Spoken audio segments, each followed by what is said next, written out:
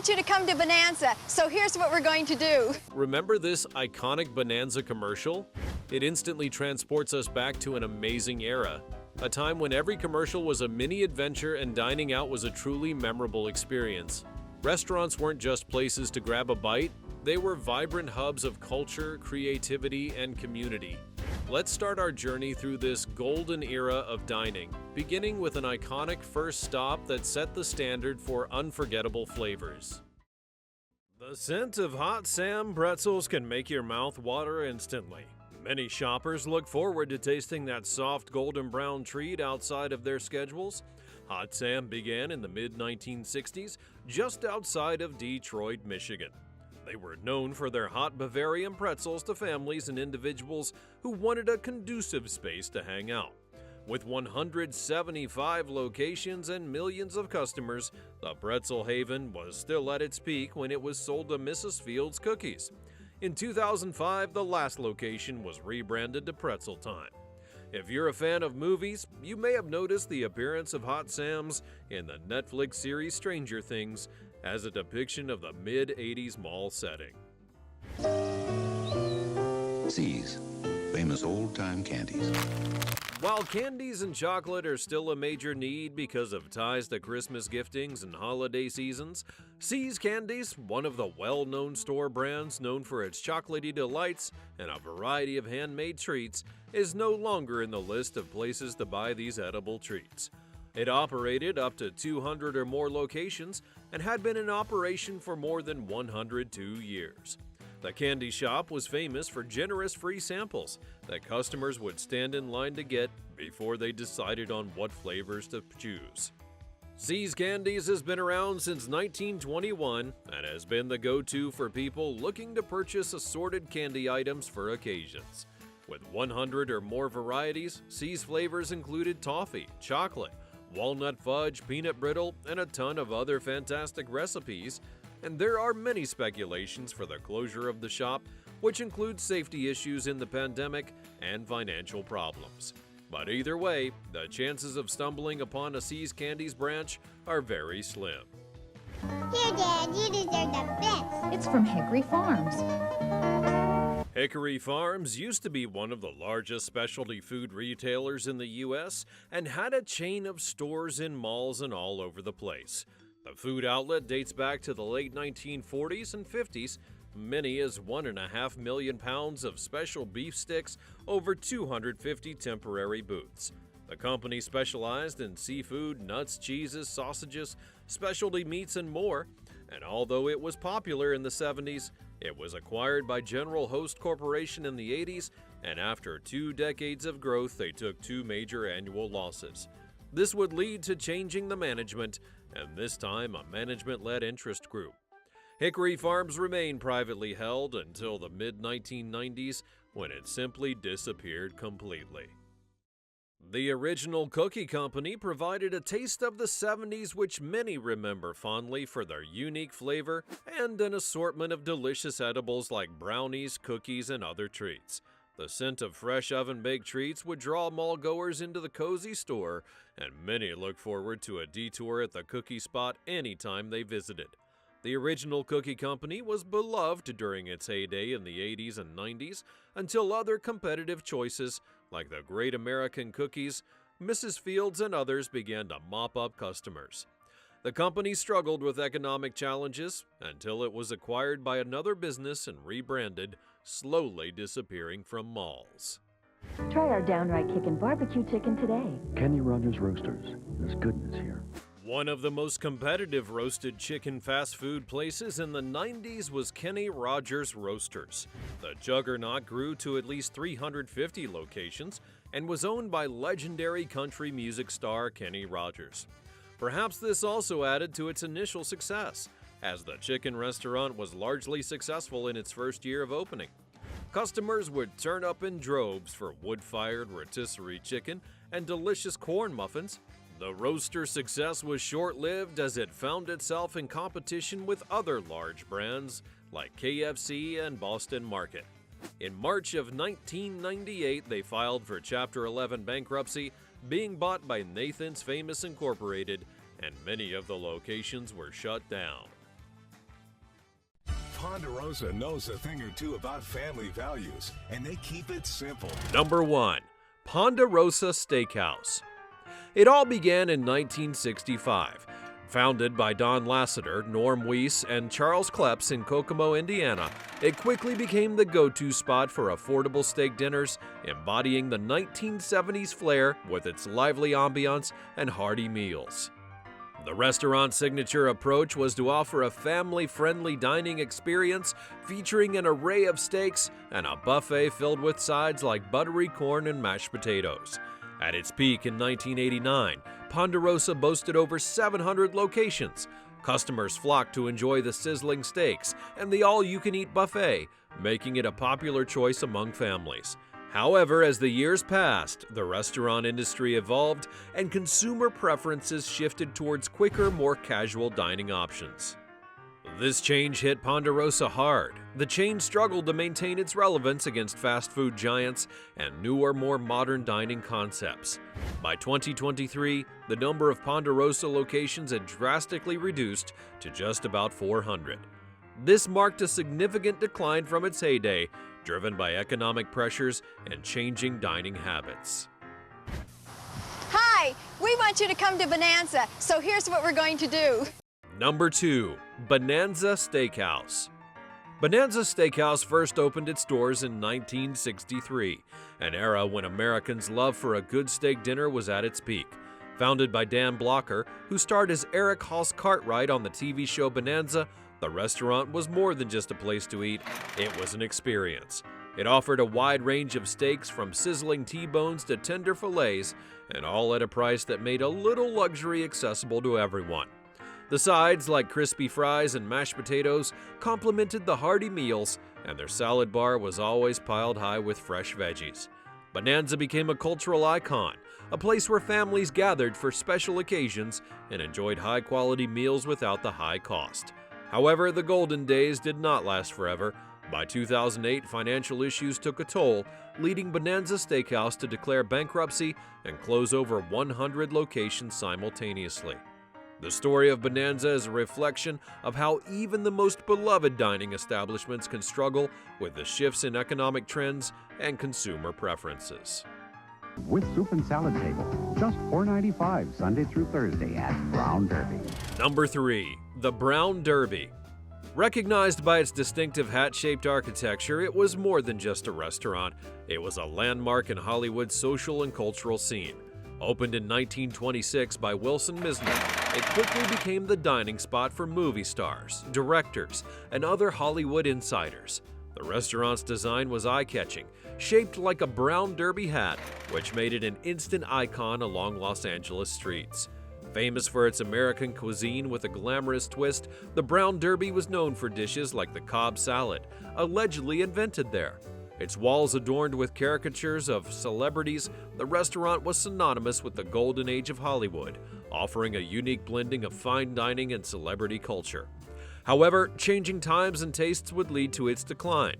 Ownership changes throughout the years gradually eroded its connection to the entertainment industry, and in the 1980s, the original Brown Derby locations closed, and the buildings were eventually demolished to make way for a shopping center. While the derby-shaped dome was preserved as a nod to its historical significance, the closure of the Brown Derby marked the ending of an era in Hollywood dining history. Leaving behind Hollywood's glitz, next is Howard Johnson's, once a beacon on America's highways. The home of good food is Howard Johnson's. Number 4. Howard Johnson's. It was originally a small restaurant which expanded into an iconic motel chain recognized by its bright orange roofs. Founded in 1925 by Howard Deering Johnson, it started as a single soda fountain shop and evolved into a popular roadside destination. Known for its friendly atmosphere and diverse menu featuring 28 ice cream flavors, it became a favored stop for families traveling by car. As the United States highway system developed, Howard Johnson capitalized on its roadside appeal to offer weary travelers a place to rest and eat.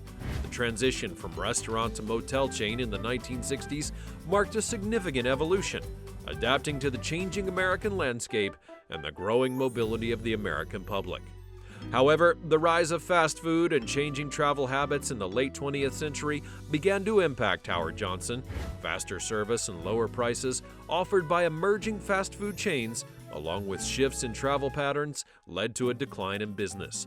Today, the few remaining locations serve as nostalgic reminders of a bygone era of American road travel. Up next, we'll explore Victoria Station's unique train car experience. When we say Victoria Station is a cut above, that means a lot. Number 5. Victoria Station. This restaurant set itself apart by offering a dining experience in refurbished train cars, a concept that captured the imagination of diners looking for something beyond the ordinary. Founded in 1969 by Dick Bradley, Peter Lee, and Bob Freeman, this restaurant chain incorporated real train cars into its design, providing guests with an atmospheric and memorable dining setting.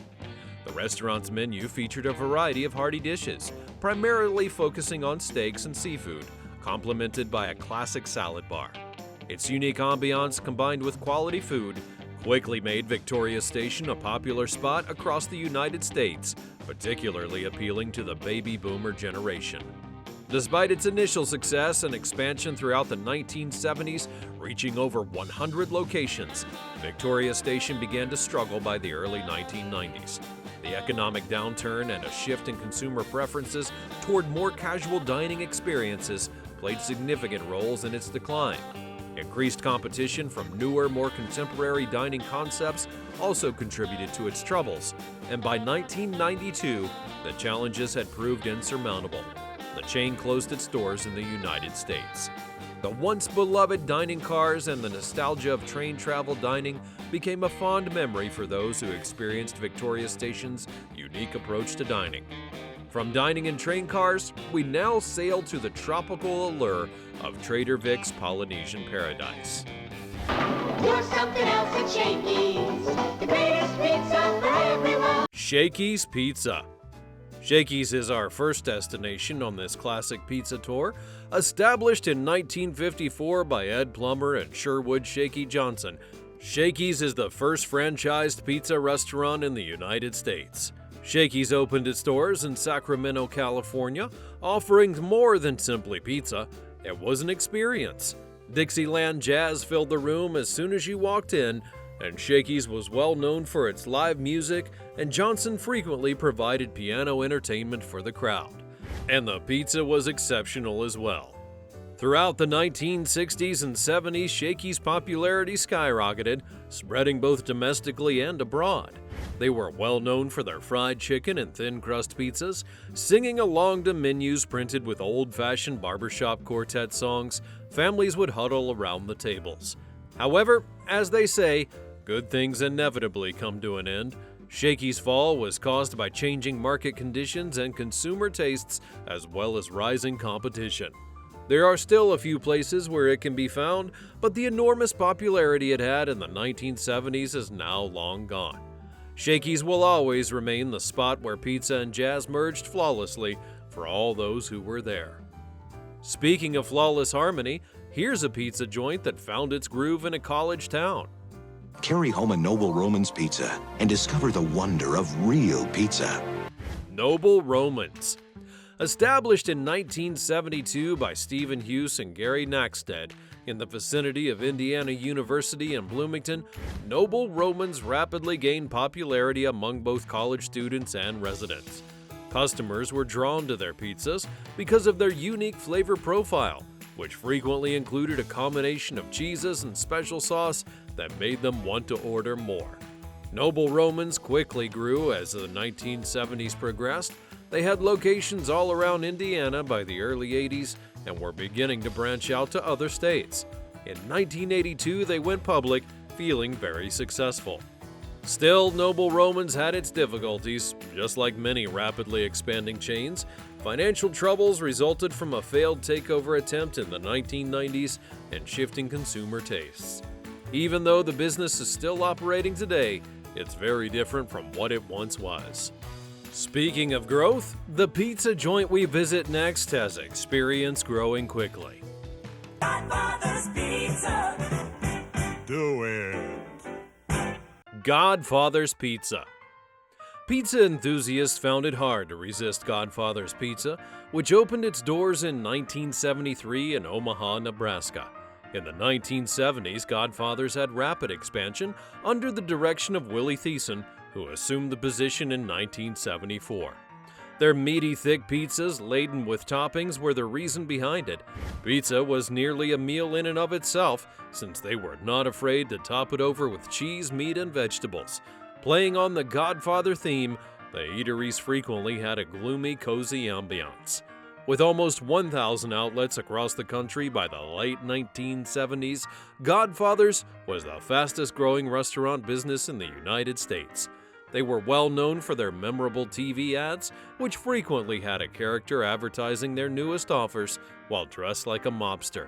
But ownership and strategic change in the 1980s and 90s had caused Godfather's influence to wane, but many people's memories of those hearty, delicious pizzas endure.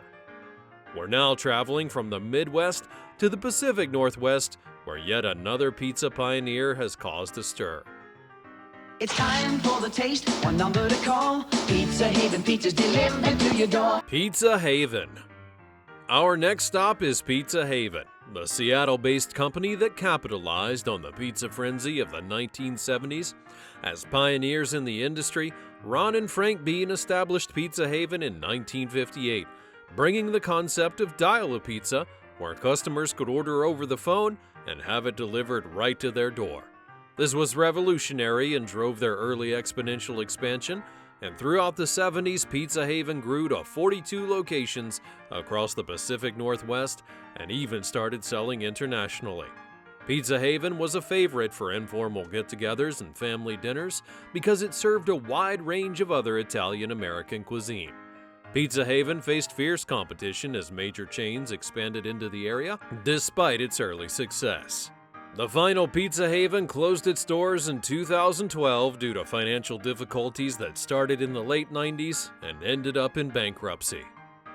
Our next trip blends family fun with pizza, from the innovators of delivery to the creatives of entertainment.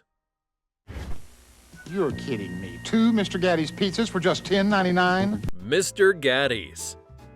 At Mr. Gaddy's, the pizza was so delicious and the games were fun.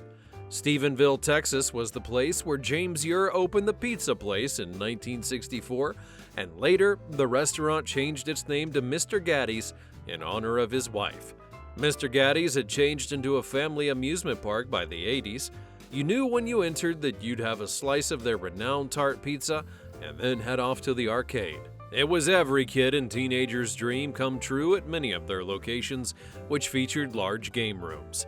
Pizza, pasta, and salad were all you could eat at Mr. Gaddy's, which was well known for buffet-style service.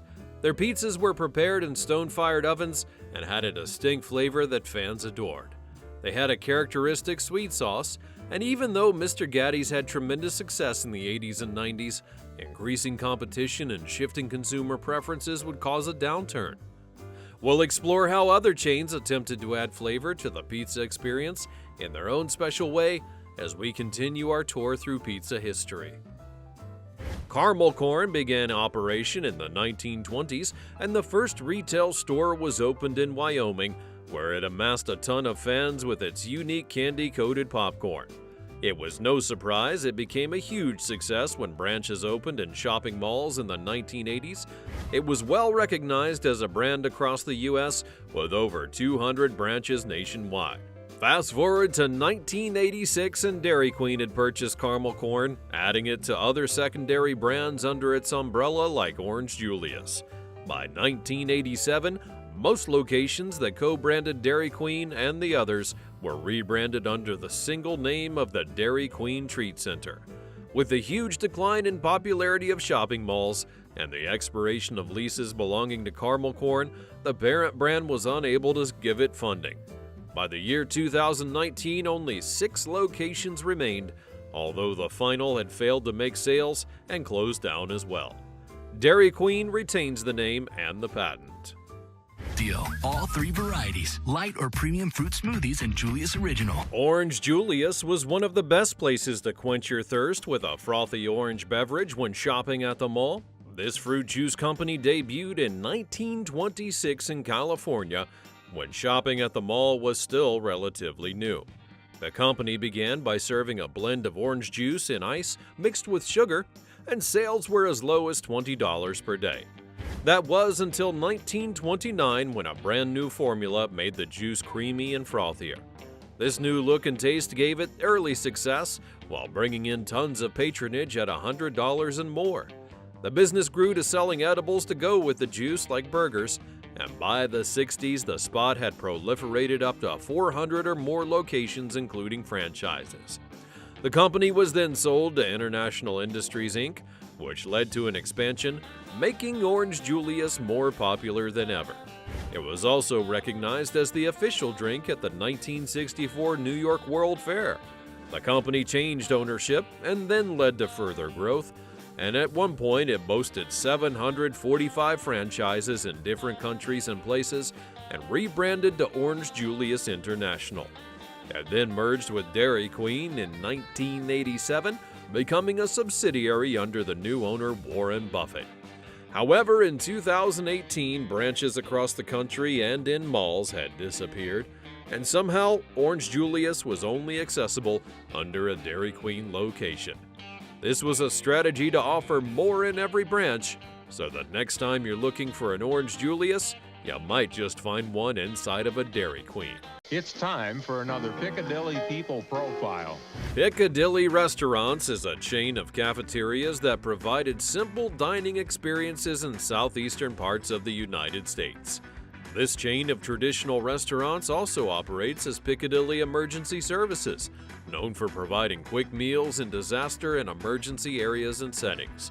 Besides the family-friendly dining spots and meals to go, they offer meals to hospitals, schools, and government organizations.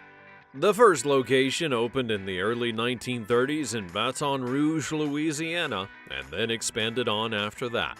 After they purchased Morrison's Cafe, they increased branches to 270 locations nationwide. However, in 2003, the company filed for bankruptcy and was bought out. In 2012, it once again filed bankruptcy and was acquired by a holdings company. The expansion continued with different owners and remains relevant today with 29 locations nationwide. Houlihan's, formerly known as Houlihan's Old Place, is a casual restaurant and bar with chains of franchises across the country.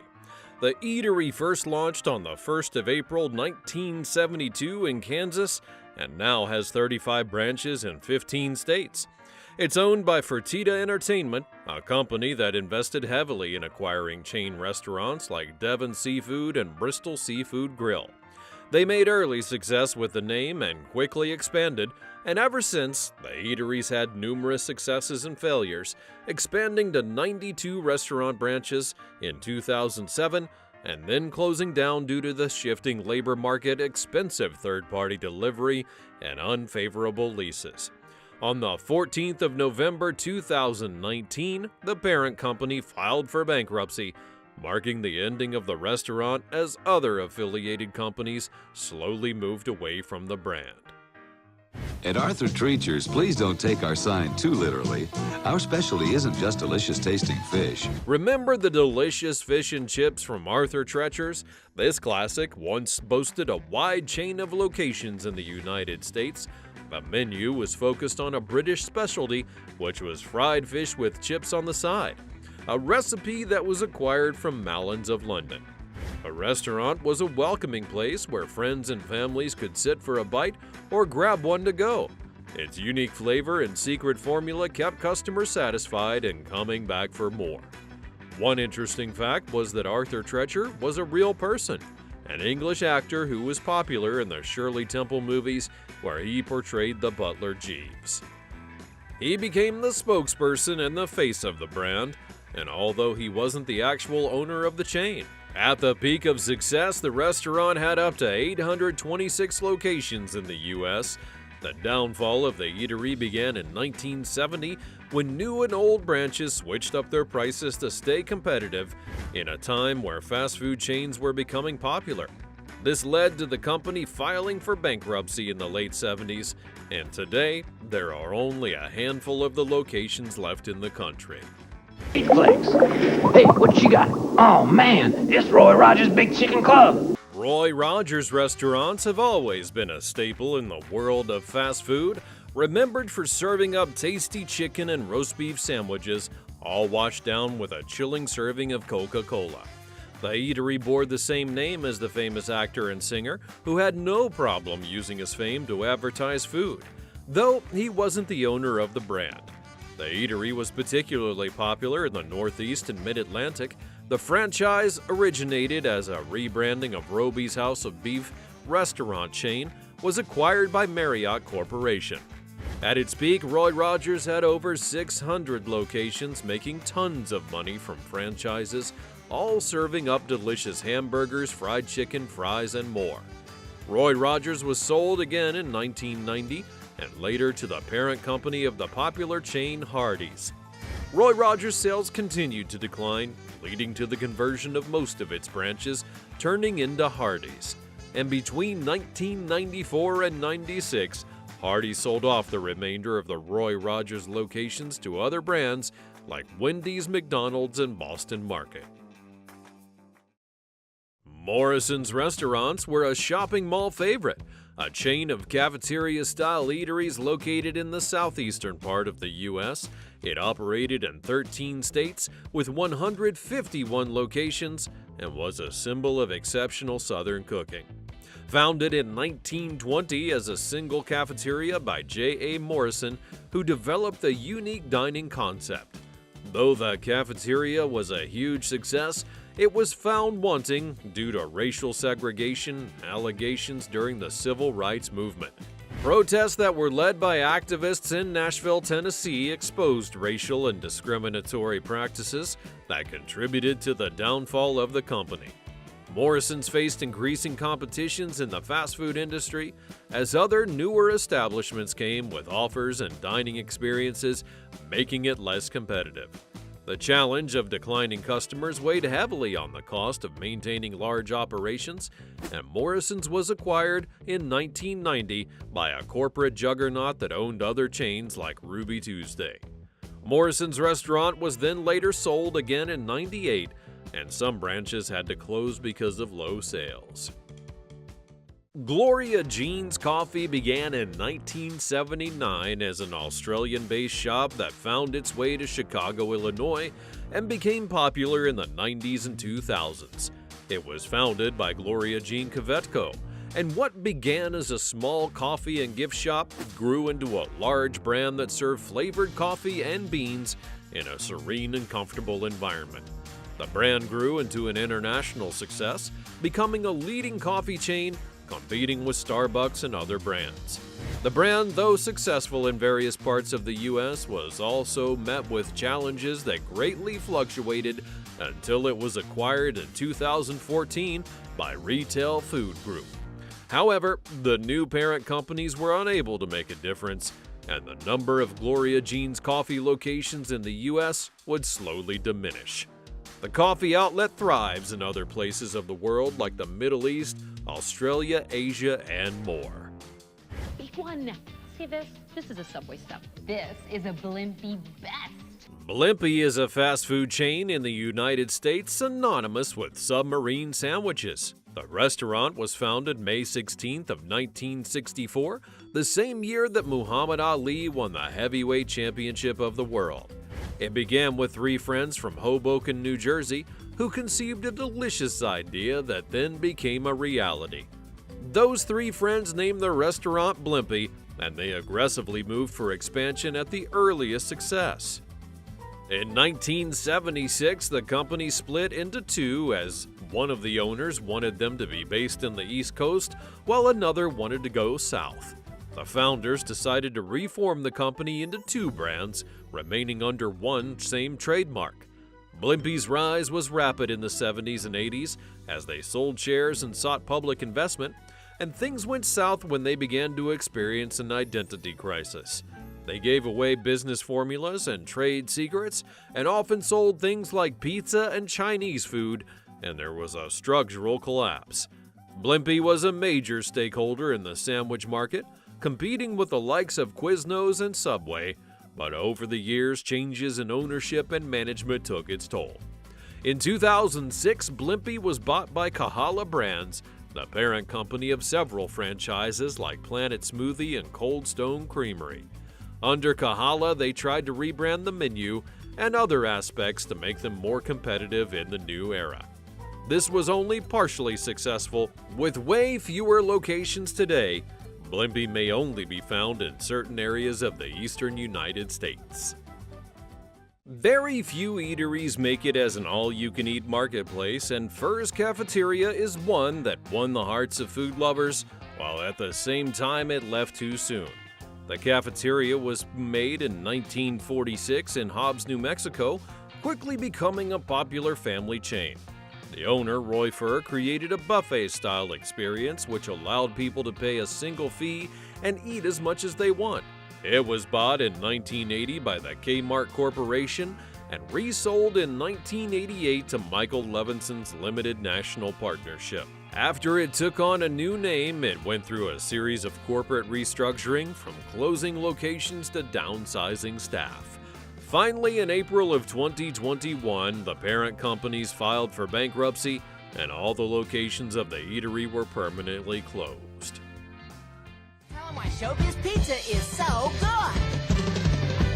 Showbiz Pizza was always a competitive place that offered robust entertainment and dining experiences for customers.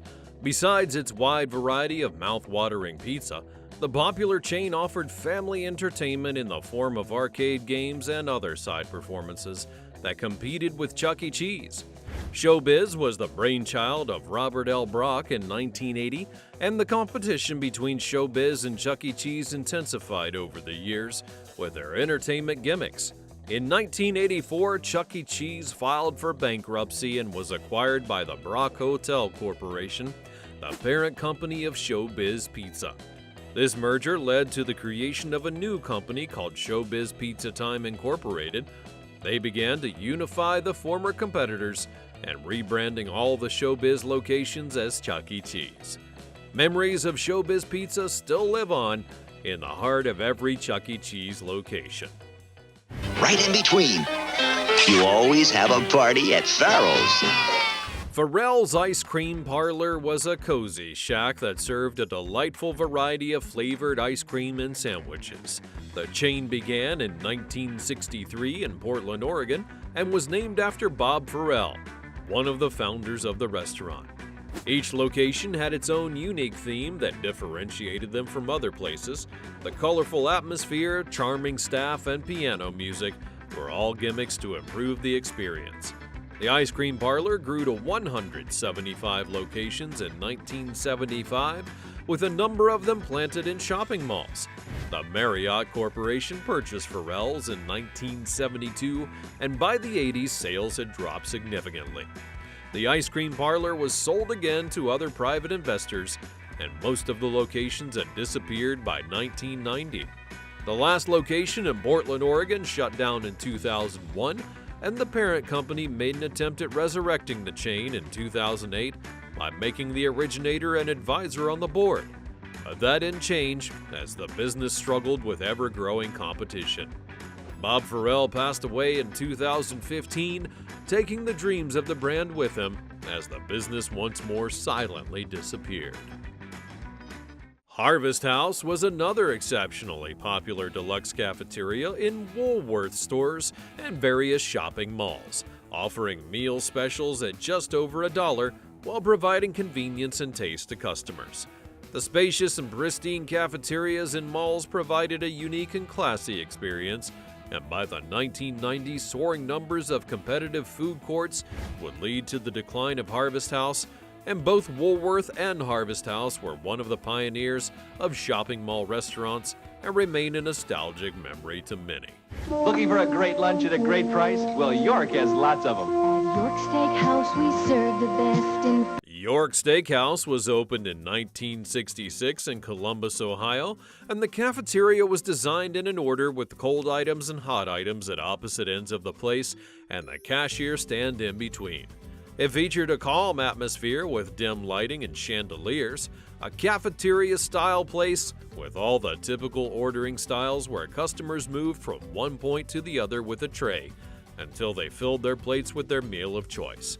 Known for its affordable steak, customers could order at the counter and pick it up when it was ready. The menu included steak, seafood, chicken, and salad. It charged extra for butter and sour cream. However, tips were not accepted during service. It became a subsidiary of General Mills, a parent company to chains like Olive Garden and Red Lobster, and at the peak of its success, it had over 200 locations across the United States. In the 1980s, it began to decline in sales, and that's when they decided to focus on investments in other businesses, leading to the closure by the early 90s. Now at the Magic Pan, prime rib. If you're familiar with the delicious crepes of the 80s, then you know there was no better place to get the best than at Magic Pan. Founded by Hungarian immigrants, the two friends began the restaurant in 1965 and quickly made a name for themselves in the industry, serving up the most unique offerings of sweet and savory crepes, made from special spinning techniques. It was acquired by Quaker Oats in the 70s, which enabled expansion of Magic Pan to numerous locations, especially to shopping malls. By the 80s, the novelty of crepes had worn off and sales declined drastically. Operations began to be too expensive and led to the decision to shut Magic Pan down. The Crepe Kings remain a fond memory for those who have had the opportunity and pleasure to dine with them during their peak years. Which of these mall restaurants brings back warm memories? Let me know in the comments below, and be sure to subscribe and turn on your notifications. Thanks for watching, and I'll see you next time.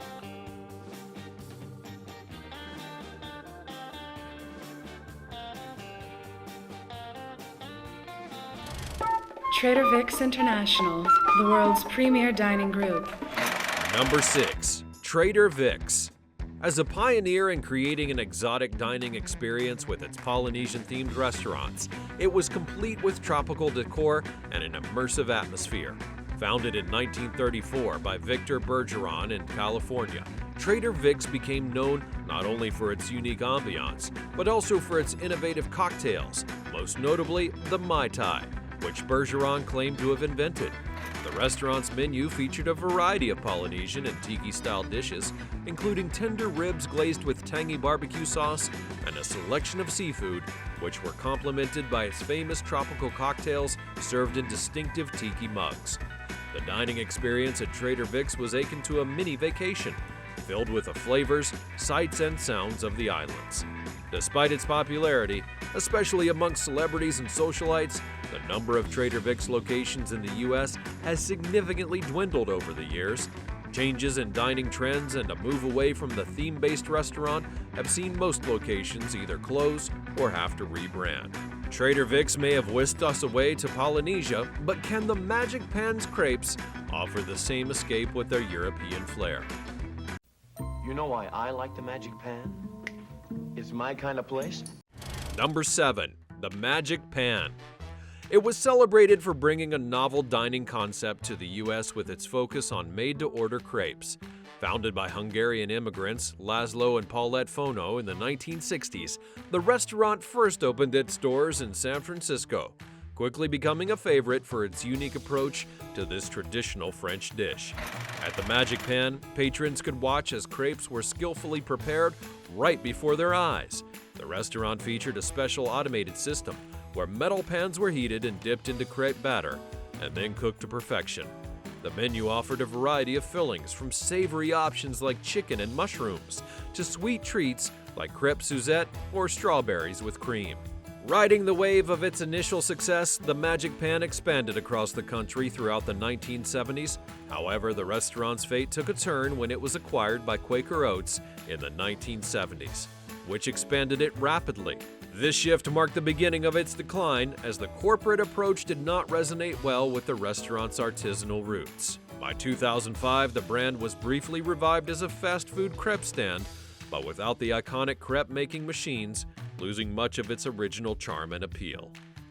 As we savor the delicate taste of crepes, how did steak and ale redefine the idea of dining out on a budget? Well, let's explore. This night is unmistakably steak and ale. Number 8. Steak and Ale. Founded in 1966 by restaurateur Norman Brinker, this restaurant was a trailblazer in offering the experience of upscale dining at prices that were accessible to a broader audience. The chain combined the ambiance of a traditional English pub with a hearty American steakhouse, becoming a favorite destination for those seeking a luxury dining experience without the high cost. The menu featured thick and juicy steaks, buttery baked potatoes, and a generous salad bar, allowing diners to customize their meals with a variety of fresh toppings and dressings. The concept quickly gained popularity, making steak and ale a staple for family dinners and special occasions alike. Even with its success, the chain had struggled to maintain its market position amidst fierce competition and changing dining preferences. The financial strains reached a breaking point during the economic downturn, leading to Steak and Ale filing for bankruptcy in 2008.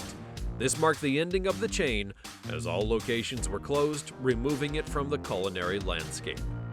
Now let's grab a bite of Geno's Hamburgers, where fast food met football fame. Listen, horsey, you go to Geno's and get your own hamburger. Number 9. Geno's Hamburgers.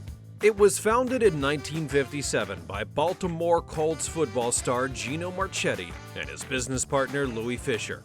They started with a simple mission: to offer tasty, affordable hamburgers in a family-friendly setting. Geno's quickly became known for its signature item, the Geno Giant Burger, a double-decker burger that rivaled McDonald's Big Mac. The chain saw rapid growth during the 1960s and 70s, expanding to multiple locations across the United States. Geno's was more than just a fast food restaurant. It was part of the community, sponsoring local sports teams and becoming a household name in the regions that it served. Regardless of its popularity, Geno's began losing ground in the late 1980s as larger fast food chains like McDonald's and Burger King dominated the market, with more extensive marketing budgets and broader menu offerings.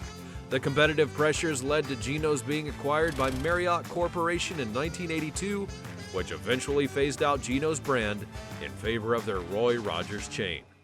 From football stars to family nights, Ground Round turned dining into a fun-filled experience. Round, round, great meals. It's my steak plate. Number 10. Ground Round. This restaurant was known for its unique dining atmosphere, making it a favorite among families.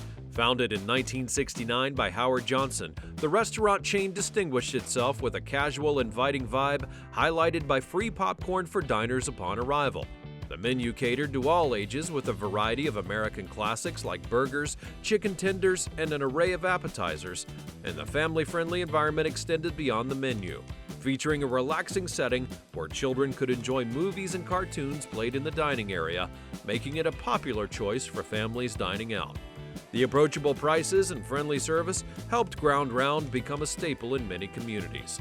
Ground Round faced financial difficulties that culminated in a bankruptcy filing in 2004, and this financial strain forced the company to close nearly half of its locations abruptly, deeply impacting its workforce and presence in the restaurant industry. Ground Round made family meals memorable, but how did shrimp boats anchor itself into the hearts of seafood lovers? Brandon's Shrimp Boat serves flavorful appetizers, luscious lunches, delicious dinners. Number 11. Shrimp Boats. It was a beloved seafood restaurant chain that left a lasting impression in the southern United States. Founded in the early 1970s, it specialized in serving affordable seafood, with shrimp dishes being the standout favorite amongst patrons.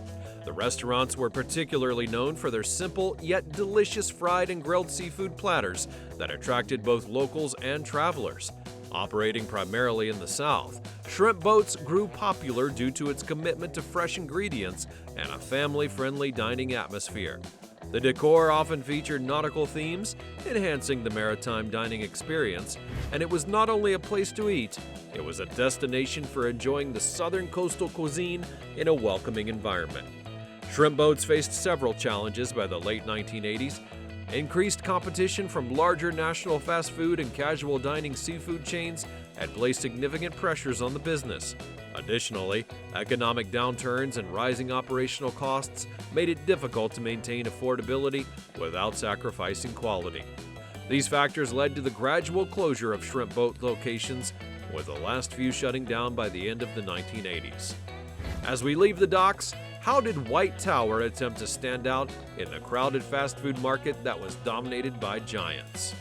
We believe in value. We are White Castle.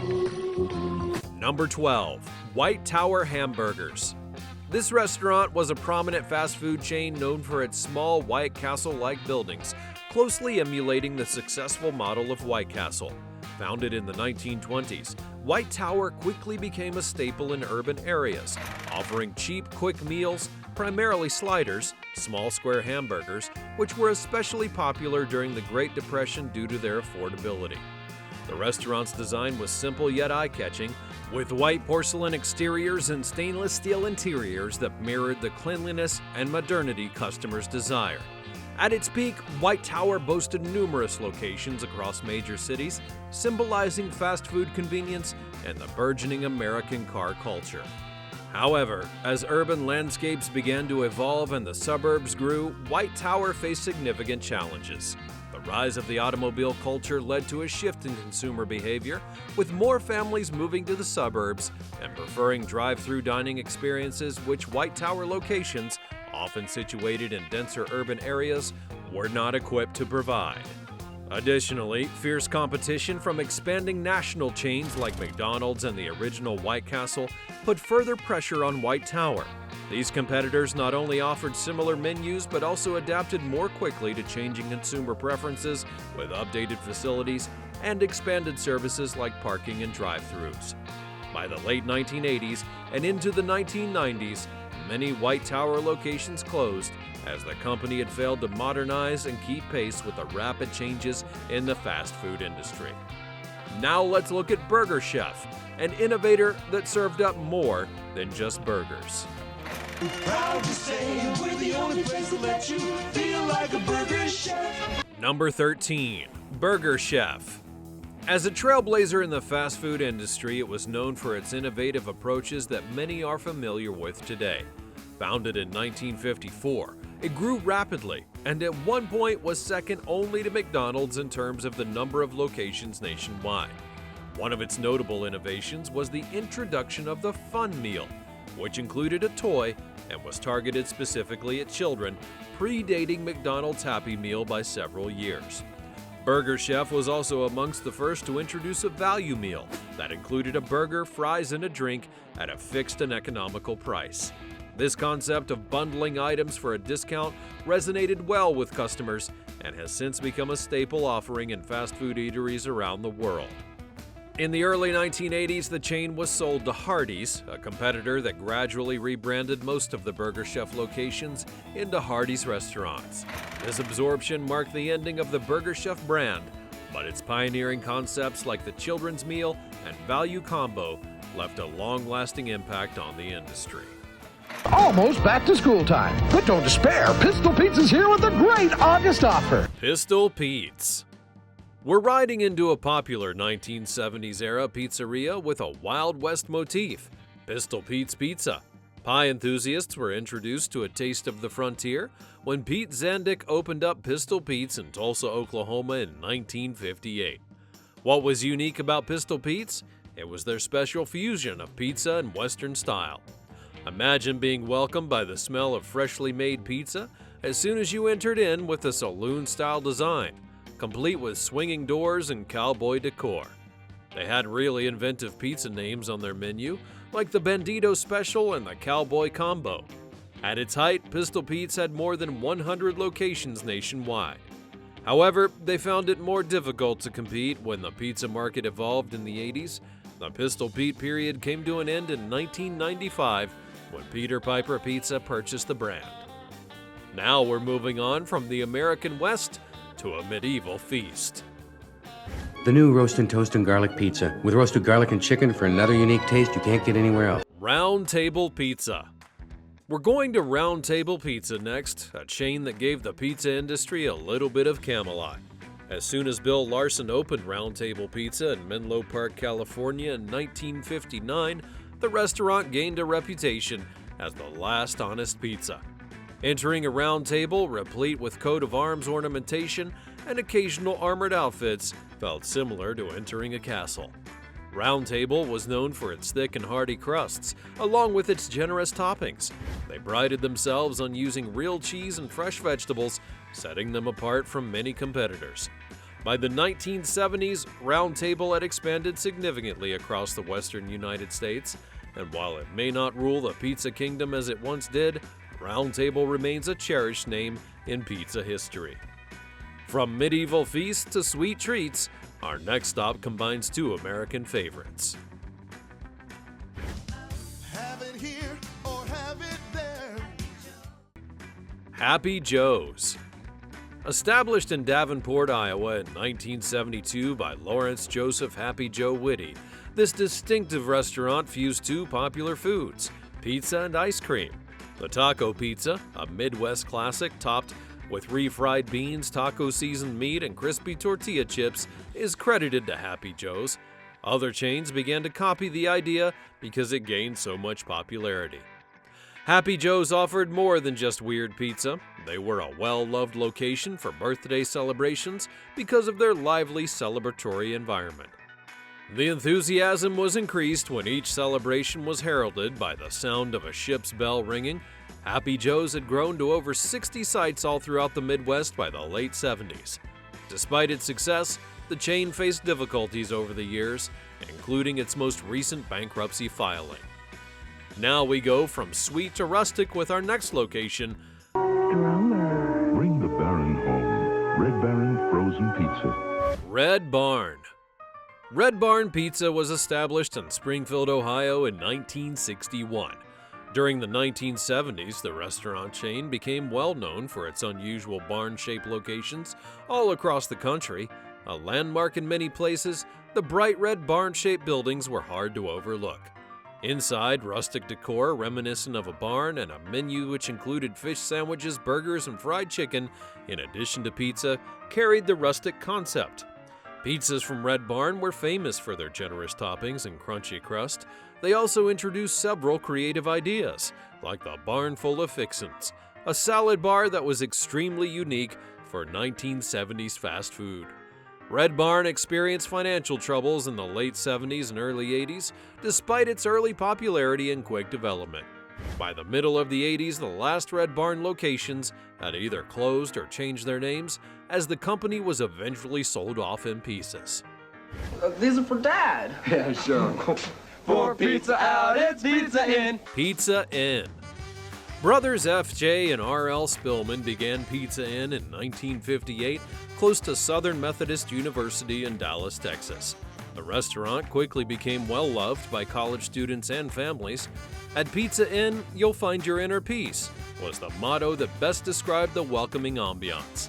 The thin crust pizzas of Pizza Inn became well-known, particularly the bacon cheeseburger pizza, which was introduced in the late 1970s. They also had a large buffet where customers could sample a variety of pizzas and other dishes with Italian flair. After growing quickly, Pizza Inn had hundreds of sites throughout the southern United States, and as a response to shifting customer preference, they were among the first chains to provide carry-out service. Yet, Pizza Inn encountered issues in subsequent years, such as heightened competition and financial trouble. Be sure to come out to Pasquale's and try one of their famous hoagies. Have a pizza. Pasquale's Pizza. Named for George Marone's father, Pasquale Maroni, Pasquale's Pizza was established in 1968 in New Jersey and gained popularity for its handmade sauce and thin crust pizzas. By the 1980s, Pasquale's had opened restaurants in South Florida and had grown outside of New Jersey. It sprang to prominence in the neighborhood as the go-to place for delicious pizza and a cozy, friendly vibe. Even with its success, it had difficulties as the pizza industry grew more cutthroat. The company closed its doors in 2010, but its devoted patrons' memories of their mouth-watering pizzas made from family recipes endure. Now here's a place that transformed the pizza experience with a blend of high-tech entertainment and family tradition. Mr. Chuck E. Cheese's, everybody ordering a large pizza. Who does this? Pizza Time Theater. Founded in 1977 by Nolan Bushnell, the creator of Atari, this innovative chain would later become known as Chuck E. Cheese's. It was the first restaurant to combine pizza, arcade games, and animated entertainment all under one roof. The concept became an instant hit. Kids begged their parents to take them to Pizza Time for birthdays and special occasions. The pizza itself was decent, but it was the overall experience that kept the families coming back. Where else could you eat pizza, play games, and watch a show all at the same time? By the early 1980s, Pizza Time Theater had expanded to hundreds of locations across the United States. However, the company faced financial difficulties during the video game crash of 1983. In 1984, it merged with its competitor Showbiz, eventually rebranding all locations as Chuck E. Cheese's. Speaking of entertainment, our next stop combined great pizza with a unique atmosphere. Straw Hat Pizza sure is good looking, but hey, look here, there's something else. Straw Hat Pizza. West Coast fans came to love Straw Hat as soon as it was founded in 1959 in San Leandro, California by Charlie Olson and Bill Henderlong. The restaurant's whimsical mood was inspired by the unique hats that employees wore at their former job, hence the moniker Straw Hat. Made with tomatoes grown in California and a proprietary combination of 6 cheeses, their thin crust pizzas were crispy and well known. At its height, Straw Hat had over 230 stores all throughout California and Nevada. To draw in families, they provided novelties like the Charlie Horse, a free kids ride. In addition, Straw Hat was among the first pizza shops to offer video games, which only increased its allure as a place for families to have fun. Even though Straw Hat had difficulties in the future, such as buyout and rebranding attempts, several of its locations are still in use today. Our journey will take us to a place that provides a distinct kind of pizza parlor, from straw hats to warm inns. Village Inn. William Ray Lackey Sr. opened Village Inn in North Carolina in 1967. The eateries exuded a cozy and rustic vibe that made patrons feel at home. Village Inn grew throughout North Carolina in the 70s, becoming a popular destination for families and pizza enthusiasts. In addition to pizza, they featured sandwiches, pasta, and a well-loved salad bar with more than 40 options. While even Village Inn Pizza Parlor didn't become as well known across the country as some other places, North Carolinians still had a particular place in their hearts for it. Later on in the chain's existence, difficulties led to sites closing or changing their names. However, local pizza lore endures because of their delectable pizzas and warm service. What are your thoughts on these inventions? Let me know in the comments below. Be sure to like the video, subscribe to the channel, and turn on your notifications so you never miss another great memory in the future. Thanks for watching, and I'll see you next time.